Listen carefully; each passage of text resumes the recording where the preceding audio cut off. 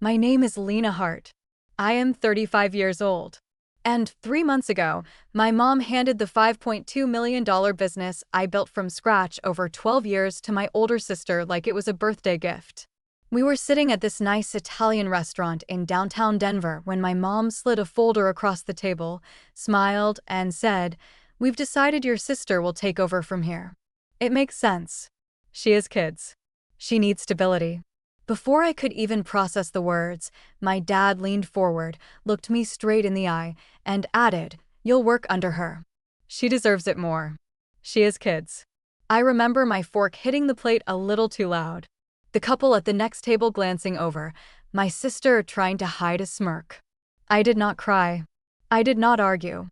I just let out the short, disbelieving laugh, nodded like I was agreeing to some polite business deal, pushed my chair back, and walked out of that restaurant without touching the dessert I had ordered. 12 years of all-nighters, pitching clients, signing contracts, paying salaries, all boiled down to one night and one sentence. You'll work under her. On paper, the company had always technically belonged to my mom because she had the banking connections and the credit score, and I trusted her when she said it was just paperwork. I thought my hard work was enough to protect me. I was wrong. For a while, they thought I would calm down and come crawling back to keep their empire alive under their new rules. Instead, I disappeared, took what I still had left, and started making moves they knew nothing about. 3 months after that dinner, it was my parents and my sister calling my phone, begging me to come back and fix the mess they had created. If you want to know how the business they stole from me nearly took them down with it, and how walking away turned into the best revenge I could ever imagine, stay with me until the end of the story.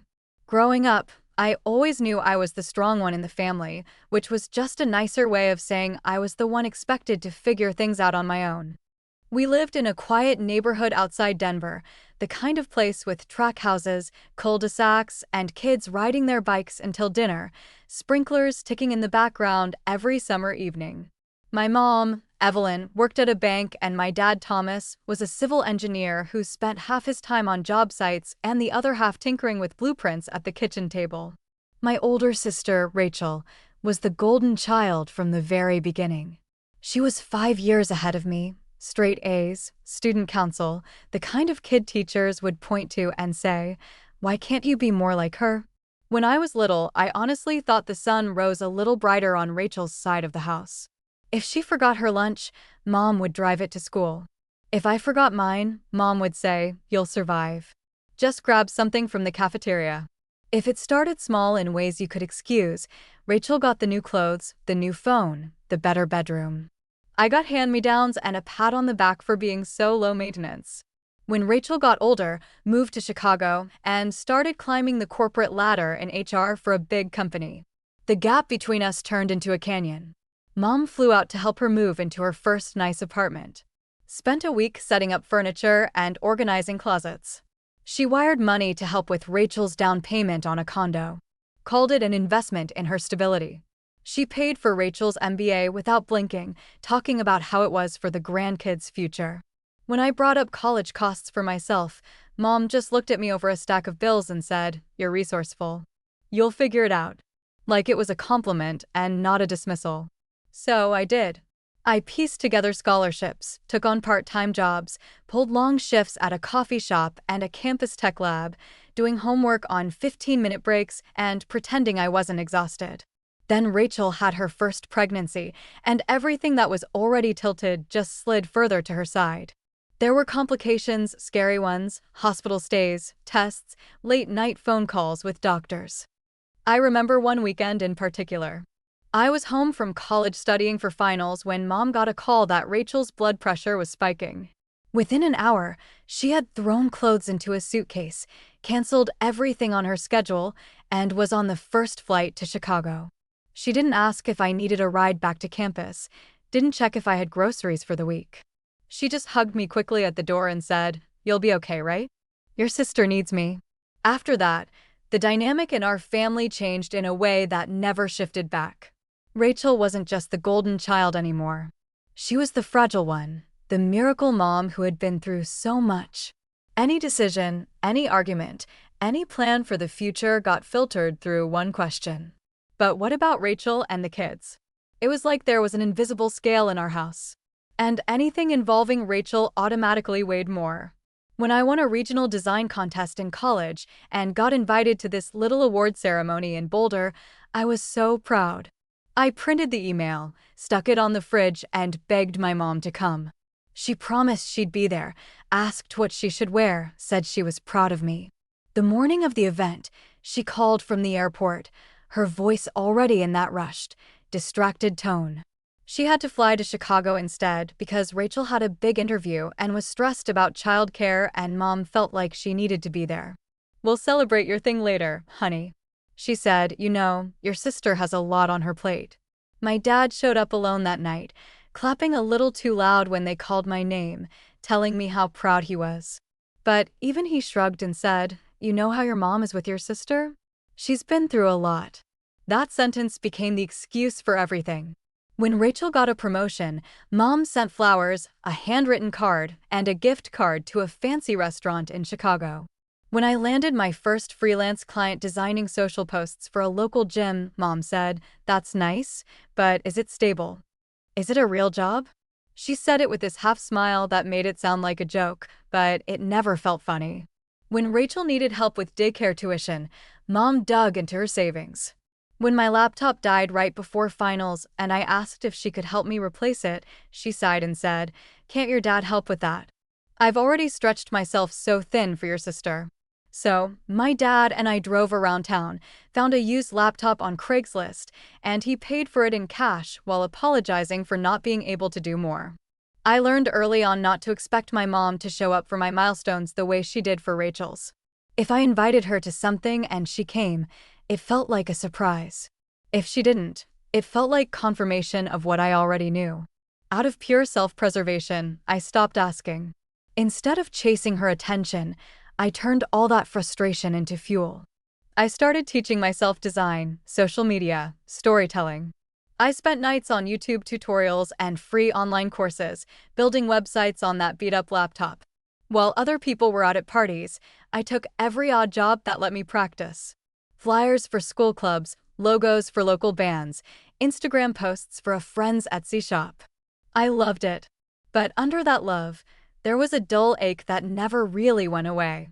The feeling that no matter how hard I worked inside my own family, I would always be the one who will be fine compared to the one who almost didn't make it. Somewhere in there, I made a quiet promise to myself. If no one in my family was going to bet on me the way they bet on Rachel, I would bet on myself and build something so undeniable they couldn't ignore it. If Mom wasn't going to see my work as a real job, I'd build it into something bigger than any job she'd ever had. What I didn't realize back then was that the same mom who never fully believed my work was real would one day use that work as leverage on paper and in court to decide who in our family deserved it more. After college, when my friends were sending out resumes to big companies and refreshing their email every 5 minutes, I was sitting in a noisy co-working space in downtown Denver with a secondhand laptop, a thrift store backpack, and a stack of sticky notes, trying to come up with a name for the business I hadn't technically started yet. I wanted something that felt solid, like it could sit on the side of a glass building one day, not just on my Instagram bio or a Canva mockup. I ended up with Heartline Digital, a mix of my last name and this idea that stories are the lifeline of any brand. It sounded bigger than me, which was exactly the point. At first, Heartline was just me doing social media posts and scrappy branding projects for local coffee shops, yoga studios, and a couple of real estate agents who didn't understand Facebook but wanted something viral. I charged way too little, worked way too many hours, and said yes to everything because I was terrified that if I said no once, the work would dry up forever. I met clients in coffee shops, edited videos at my kitchen table at 2 in the morning, and answered emails from my phone while standing in line at the grocery store. When I tried to open a proper business account and apply for a small line of credit to smooth out cash flow, the bank looked at my age, my irregular freelancer income, and my thin credit history and politely told me no. That's when my mom stepped in, all calm and confident in her bank manager voice. "Let me help you," she said one night over dinner. "I know how this works." We'll set it up so you can actually grow." She explained that if she formed the LLC in her name and used her credit history, we could get better terms, better banking, all the boring stuff I honestly didn't want to think about. She talked about liability, taxes, compliance, things I had only skimmed articles about. I just wanted to build cool campaigns and land clients. When she said, "It's just paperwork, sweetheart. You'll always be the one running things," I believed her. She printed out the documents, highlighted where I needed to sign, and I sat at her kitchen table, pen in hand, signing and initialing like it was a formality. On paper, Heartline Digital belonged mostly to her. In reality, it was my blood, sweat, and sleepless nights keeping it alive. The first few years were rough. I lived in a tiny apartment with a roommate who left post-it notes on the fridge about buying more toilet paper. I ate a lot of cheap takeout, instant noodles, and whatever snacks I could grab between meetings. I took on ridiculous projects that barely paid anything just to keep the lights on and my software subscriptions active. I remember one winter where my heat went out for a week and I worked in 3 layers of sweaters blowing on my hands to keep them warm while I edited a video for a client who would later negotiate my invoice down because exposure. But slowly things started to shift. A campaign I did for a local solar panel company performed way better than they expected. We told the story of regular families lowering their bills and helping the planet instead of just throwing technical specs in people's faces. The campaign got shared, their inquiries doubled, and they referred me to a friend at a clean energy startup. That startup referred me to another founder in Boulder. I realized there was this whole wave of climate tech and green companies that were brilliant at building technology, but terrible at talking about themselves. And I was good at turning complicated, boring tech into stories normal people actually cared about. So I leaned into that niche. I reworked my website to speak directly to impact-driven companies. I started going to conferences in Denver and Boulder, signed up for cheap exhibitor tables, and sat there with a basic banner and a laptop talking to anyone who would stop long enough to listen.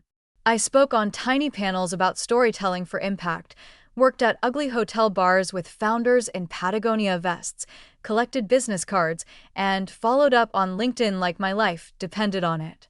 Sometimes it did.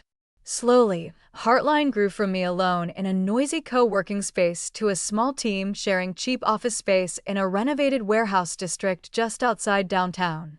I hired my first employee, a copywriter who had been laid off from an agency and was thrilled to have a chance to build something new. Then I brought on a video editor who could make our ideas look as good as they sounded. And later a strategist who knew paid ads better than I ever would. And loved spreadsheets in a way I never could. Every time I signed a new lease or a bigger contract, Mom would remind me, "Good thing I set everything up properly. Banks love seeing my name on those documents." She said it like a joke, like a flex. And I laughed along because I thought we were a team. I handled the clients, the creative, the management. She handled the paperwork and the taxes. My dad would swing by sometimes, hold up one of our campaign posters, and say, "Look at you building an empire." Then follow it up with, "One day you'll slow down and have a family of your own, right?" As if the business I was building didn't count as a family I was feeding. As the years passed, the projects got bigger.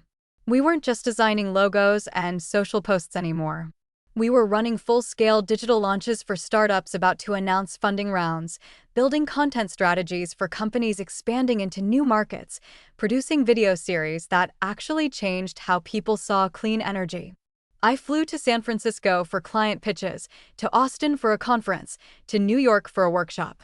I'd walk into rooms full of guys in suits, set up my deck, and watch their skepticism turn into respect. As soon as I started talking through the numbers and the creative inside Heartline, my role kept evolving. I was no longer just the one making things. I was leading strategy sessions, hiring department heads, sitting in on every major client meeting. Staff came to me when they were stuck, when they needed direction, when they wanted to celebrate a win. My mom wasn't in the office day to day.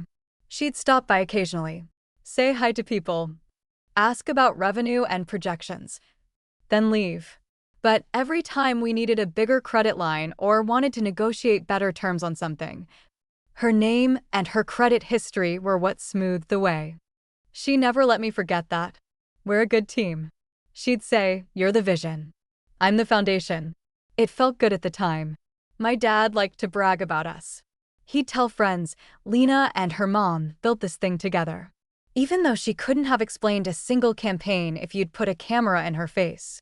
My sister watched from Chicago, half curious, half dismissive, making comments at holidays like, "Must be nice working online." I could never handle that instability, while also asking if I could take a quick look at her LinkedIn profile. After about 10 years, Hartine was pulling in over $3 million a year. We moved into a bright glass-walled office in downtown Denver with our logo on the door, a real reception area, and a view of the city that made late nights a little easier to swallow. My team grew to around 30 people. We were working with startups across the country, signing clients from San Francisco, Austin, New York, sometimes hopping on calls with Europe early in the morning. We had health benefits, a 401k, Friday lunches when we hit big goals. For a lot of my employees, Heartline wasn't just a job. It was their career, their rent, their kids' health insurance. By year 12, we hit $5.2 million in annual revenue. I remember the night I saw that number on the end of year report. I sat alone in the office, lights low, the city glowing outside the windows, and I felt like I had finally done it. I had taken every ignored milestone. Every "is that a real job" comment. Every time someone dismissed digital work as just posting online and turned it into something no one could shrug off. Mom called to congratulate me, her voice warm and proud. "I always knew you'd make it big," she said. "And remember, the way we set things up is why you were able to scale this fast. It's a good thing you trusted me." I thanked her because in my mind, she was right there with me on the winning side. I looked at the logo on the wall, the open plan desks, the photos from our last team retreat, and thought, this is mine. I built this. We built this. It never crossed my mind that the same signatures I'd scribbled at 22 would give her the power to decide with a single meeting and a couple of documents that my 12 years of work legally belonged to someone else. The year everything cracked didn't start with my business. It started with my parents. After decades of quiet resentments and louder arguments, my mom and dad finally decided to divorce. I wish I could say it shocked me. But honestly, by then the silence at family dinners was louder than any fight. What did surprise me was how fast things moved once lawyers got involved. There were papers, appraisals, negotiations about the house, the retirement accounts, the cars. Whenever Heartline came up, my mom's tone changed. She called it my business in front of her attorney, talked about the risk she took putting it under her name, about the support she'd provided me. My dad looked uncomfortable, but didn't push back. On paper, Heartline was hers, and he had always seen it as Lena's thing with her mom's help, not something he could or should fight for. When the dust settled, my dad got his share of the house sale and his retirement accounts. My mom kept Heartline Digital completely separate as if it were some investment she'd made all on her own. I remember sitting in her kitchen one afternoon, stacks of manila folders on the table when she casually said, "This business is what's going to make my retirement comfortable. You and I did this together." The part stung, but I swallowed it. I told myself it didn't matter whose name was on the paperwork as long as I was the one actually running it. Then Victor appeared. He was a real estate developer from Phoenix, the kind of man who wore expensive watches and talked about opportunities in every other sentence. My mom met him at some financial conference and was engaged within a year. He started flying into Denver on weekends talking about golf markets and how Denver was ripe for redevelopment. At first, I tried to be polite. I took them to brunch, listened to stories about flipping entire apartment complexes, nodded when he asked if Heartline could maybe help with branding for my next luxury project. It didn't take long before their conversation shifted from wedding plans to asset strategy. One day, I stopped by my mom's house and caught part of a call on speakerphone. A banker's voice was talking about loan structures, collateral, and something about how having an established digital agency pledged alongside the real estate would strengthen the package. My mom hurried to turn it off when she saw me, smiling too wide as she changed the subject. That was the first time a cold little knot formed in my stomach. A few weeks later, Mom and Victor got married in a small ceremony in Phoenix. Rachel flew in with her husband and kids. My dad didn't go. I was there standing in a dress I'd bought last minute, watching my mother promise forever to a man who already saw my business as a line item in his next deal. When we got back to Denver, Mom suggested a family dinner to talk about the future. She made a reservation at this Italian place downtown. White tablecloths, soft jazz, the kind of spot where people celebrate promotions and anniversaries. It sounded harmless. It wasn't. We sat there, me across from my parents, Rachel next to my mom, her phone face down on the table like it was killing her not to check it. We ordered, made small talk about the kids, about Denver real estate, about the Broncos. Then my mom pulled out a neat, thick folder and placed it between the wine glasses. "We've been doing some planning," she said. "Estate planning, succession planning. We need to make sure things are set up so everyone's taken care of." She talked about being in her 60s, about wanting to travel, about not wanting to work forever. For a second, my heart actually lifted. I thought she was finally going to say she was transferring the company to me, formally making me the owner of what I'd spent 12 years building. Instead, she turned to Rachel with that soft, proud look she'd always reserved for her and said, "We've decided Rachel will take over Heartline." She said it like an announcement at a baby shower. She has the MBA, the management background, and she has 3 kids to think about. This will give her family real security. My brain fizzed, static and disbelief. I looked from my mom to the folder to Rachel, who was trying and failing to hide a smile. "What are you talking about?" I asked, my voice too calm for how my chest felt. My mom launched into a rehearsed explanation. She and Victor had been meeting with lawyers and financial planners. They had restructured the company, shifted majority control, voting rights, and key signatory authority from her to Rachel. I could stay on as a high executive. Of course. They pictured me as a COO or creative director, someone who did the work while Rachel made big-picture decisions. My dad, who had been quiet up to that point, finally jumped in. He didn't sound apologetic. He sounded like a man who had convinced himself this was rational. "Look, Lena," he said, leaning forward. "You're single. You're flexible. You'll be fine no matter what. Your sister has a whole family to support. You'll work under her. She deserves it. She has kids." There it was. The sentence that took my entire 20s and 30s and flattened them into a footnote next to my sister's motherhood. 12 years of risk, of stress, of peril, and lost sleep weighed against the fact that Rachel had 3 children. I stared at them, at the documents sitting in that folder, at the people who were supposed to protect me, and realized they had used every bit of trust I'd ever given them to build a cage I was now expected to live in. Then, like I told you before, I laughed. A short, sharp sound that made my sister flinch and my mom's smile falter. I nodded, pushed my chair back, and stood up. "If that's how you want it," I said, "then you can run it without me." I walked out of that restaurant without touching my food, without asking to see a single page. On the drive home, my phone buzzed with texts from my mom, then my dad, then Rachel. All variations of "don't be dramatic and we can talk about this." I turned the phone face down on the passenger seat and kept driving. In that moment, I decided if they were going to treat my life's work like a retirement plan and a consolation prize for my sister, the most powerful thing I could do was walk away and make sure that without me, their newfound security was anything but. Driving away from that restaurant, I let myself feel exactly one wave of rage. Then I shoved it into a box and started doing math in my head. I knew what was in my personal accounts, what my expenses were, what my runway looked like if I walked away for good. By the time I pulled into my apartment parking lot, I had a rough plan.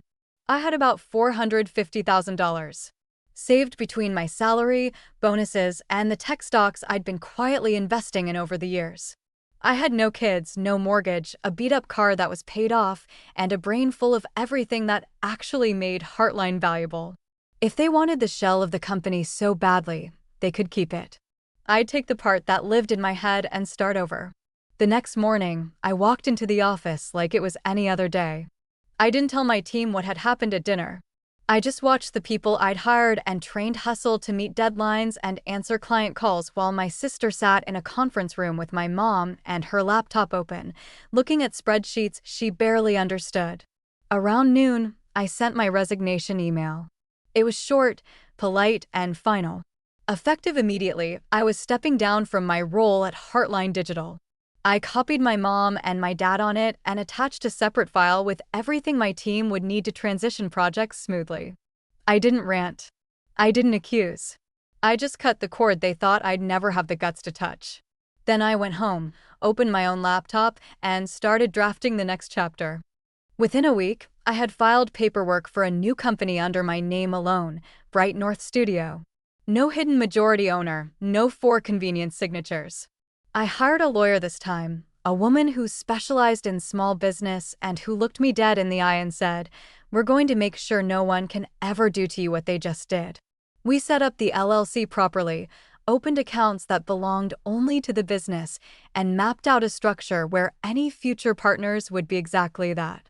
Partners, not secret puppet masters. I found a small office in a shared building in the Denver Tech Center. Nothing fancy, just a bright room with big windows and enough space for a handful of desks. The first week, it was just me and cheap furniture from IKEA, surrounded by cardboard boxes and the hum of someone else's startup down the hall. It should have felt like a downgrade after the glass-walled space Heartline had, but it didn't. It felt clean. It felt like mine. Then came the hard part, telling clients the truth. Not the messy family version. Not the part about betrayal and kids and estate planning. Just the professional part. I called the clients I had personally brought into Heartline. The ones who had my cell number. The ones I'd stayed up past midnight for on launch days.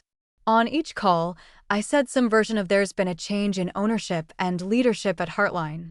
I've chosen to start a new agency, Bright North, and I'd love to keep working with you if it makes sense." I never asked anyone to leave Heartline out of loyalty. I just laid out the reality. Who would be running their campaigns? Who would be making decisions? Who they trusted? 70% of them chose to follow me. Some did it quietly, waiting for contracts to end before switching. Others moved immediately, telling me flat out, "We didn't sign with your mom. We signed with you." 3 of my strongest team members, our head of strategy, our senior video producer, and a performance marketer who basically spoke in data, handed in their notice at Heartline and joined me at Bright North within a month. We took pay cuts at first, made coffee in a thrift store machine, and used folding chairs until we could afford real ones. But the energy in that little office was electric. We were building something again, only this time without someone else's name sitting on top of it. About 2 months in, a friend of mine who ran a small online summit for founders asked if I'd be willing to share my story on a live session about boundaries and burnout. I hesitated. I wasn't sure how much I wanted to put out there. But then I realized I didn't have to expose my family to tell the truth. I talked about what it was like to build a company where the legal ownership didn't match the actual work. How I'd ignored the red flags because it was just paperwork. How I'd let loyalty override common sense. I never said Heartline's name. I never named my mom or my sister. I just told the story of walking away from a business I had technically never owned and starting over with everything I'd learned the hard way. Someone clipped that talk into a 10-minute highlight and posted it on YouTube and LinkedIn with the title, "She built a 5.2 business she didn't own." It took off. People in the comments tagged each other saying things like, "Read your contracts and never put your parents on the paperwork," and "This is my worst nightmare." A few founders reached out to me after watching it saying they wanted to work with someone who understood both the power and the danger of building something from scratch. Those messages turned into discovery calls. Some of those calls turned into contracts. Bright North signed a national climate tech company because their CMO watched my talk on his lunch break and decided anyone who survived that and still wants to help other businesses grow is someone I want on my side. While my parents were telling themselves I'd come crawling back to keep Heartline afloat. I was sitting in a tiny office in Denver looking at the first real revenue reports for Bright North Studio, realizing that walking away from what they stole was not the end of my story. It was the beginning of the kind of revenge that doesn't require shouting or drama. Just success they could no longer claim as theirs. While Bright North was taking shape in that little office, Heartline was quietly starting to fall apart. At first, I only heard bits and pieces through former coworkers and industry gossip. A client would mention in passing that they'd gotten a strange email from Rachel about changing scopes and timelines. A designer who stayed behind would text me saying they'd been pulled into meetings where no one seemed to know what the actual strategy was. On paper, Rachel had the title. In reality, she had no idea how any of it worked. She started making changes just to prove she was in charge. She cut back on research and discovery calls because she thought they were too time-consuming. She asked junior staff to approve things they weren't qualified to touch. She moved deadlines forward to impress new prospects, then couldn't deliver. Campaigns that would have run smoothly a year earlier started slipping. Clients noticed. One longtime client called me one afternoon just to vent. "I know you're not there anymore," he said, "but something's off. The new leadership doesn't listen. They keep talking about efficiency and process, but they're missing the whole story. It feels hollow." I listened, said I was sorry he was dealing with that, and gently reminded him he had my number if he ever needed help. A few weeks later, he moved his account to Bright North. He wasn't the only one. At the same time, the thing I'd overheard months earlier about collateral and loans came back around. The real estate deal Victor had set up in Phoenix was more aggressive than my mom let on. He had leveraged everything he could, his properties, some of her retirement, and yes, Heartline Digital. When revenue dipped and clients started leaving, the numbers no longer looked so pretty on a bank spreadsheet.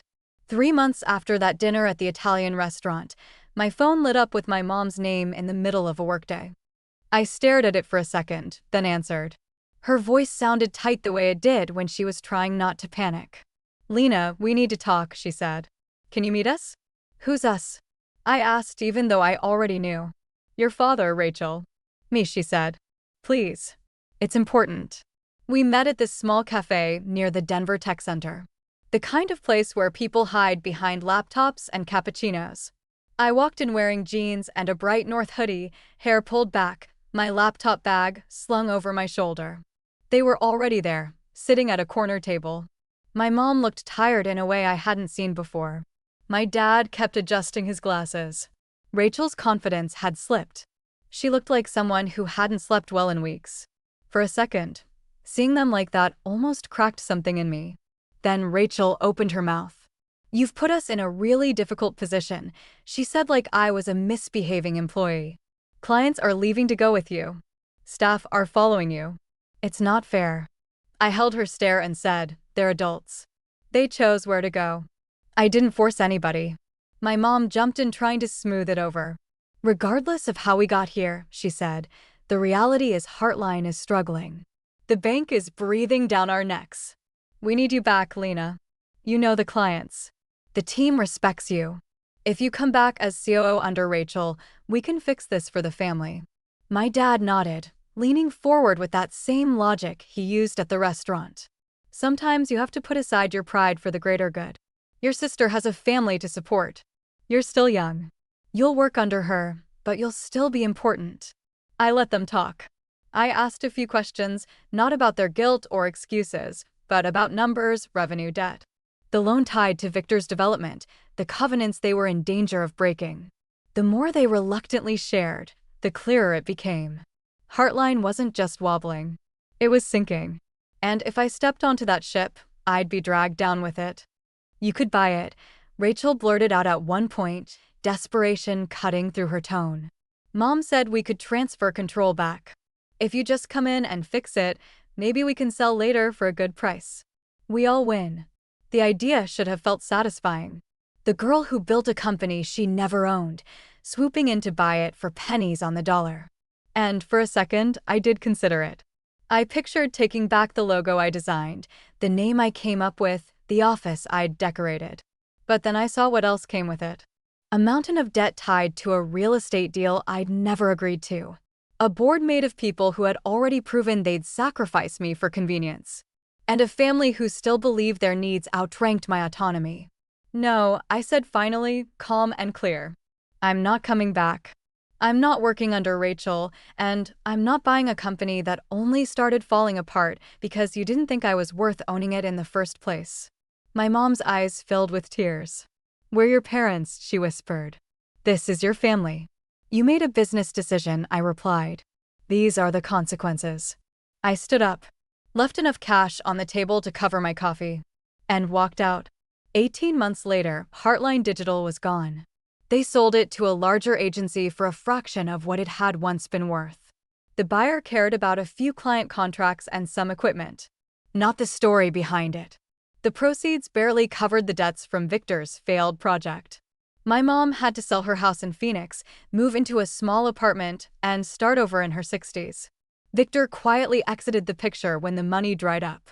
My dad picked up freelance consulting jobs to make ends meet. Rachel and her family lost the big suburban house they'd stretched to afford and moved into a cramped rental. She reached out to me once, asking if Bright North needed help with HR or coaching. I told her politely but firmly that we were fully staffed. The truth was my team deserved better than bringing my family's dysfunction into the office. They made their choices. I made mine. And the gap between us, once just emotional, had finally become financial and professional, too. 2 years after I walked out of that Italian restaurant, I stood in a different kind of room on a small stage at a tech conference in Austin, looking out at a sea of founders, marketers, and investors, and saw our new logo glowing behind me, Bright North Studio. We had 45 employees by then, clients across the country, and annual revenue just over $15 million. Someone introduced me as the woman who rebuilt everything from zero. And it hit me for the first time that they were right. I had rebuilt everything, just not in the way my family ever imagined. Back in Denver, our office was twice the size of the one Heartline used to have, with plants everywhere, messy whiteboards, and a wall covered in campaign prints we were actually proud of. My team wasn't just talented. They were loyal in a way money alone doesn't buy. They knew the story. They'd watched me draw hard lines around what we would and wouldn't tolerate. And it shaped the culture from the inside out. On the personal side, my life had filled in too.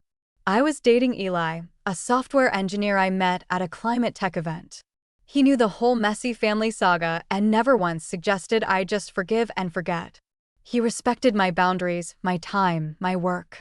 We were planning a trip to Europe, talking about future possibilities without tying my worth to any of them. I wasn't rushing to get married just to prove something to anyone. One afternoon, I ran into my mom at a grocery store back in Denver. She looked smaller somehow, like the weight of all those choices had finally settled onto her shoulders. We made small talk near the produce section the way strangers do. She apologized quietly in half sentences and looks more than words. For a moment, I felt that old urge to fix things, to make her feel better, to carry the guilt for everyone. Instead, I took a breath and let the moment be what it was, a reminder, not a reopening. A few weeks later, I dropped off an old laptop at her apartment, the same kind of model she'd bought me when I first started freelancing, the one I'd built my early portfolio on. I'd wiped it clean, left a note that simply said, "Thank you for the beginning. I'll handle the rest from here." It wasn't revenge. It was closure. What my parents and my sister went through wasn't some magical karma. It was the natural result of treating people like tools instead of partners, of using family as a shield for selfish decisions. My success wasn't payback. It was proof that walking away from people who refuse to see your worth is sometimes the only way to survive. The real lesson in all of this is simple and brutal at the same time. You can love your family and still say no. You can be grateful for what they gave you and still refuse to let them own your future. You can lose what you thought was everything and still come out with more than you started because you finally understand that you are the real asset, not the company, not the name on the paper. So, if you've ever felt pressured to shrink yourself for the sake of keeping the peace, if you've been told to accept less because someone else's needs are supposed to matter more, ask yourself this. What would happen if just once you chose yourself and walked toward the life you actually want instead?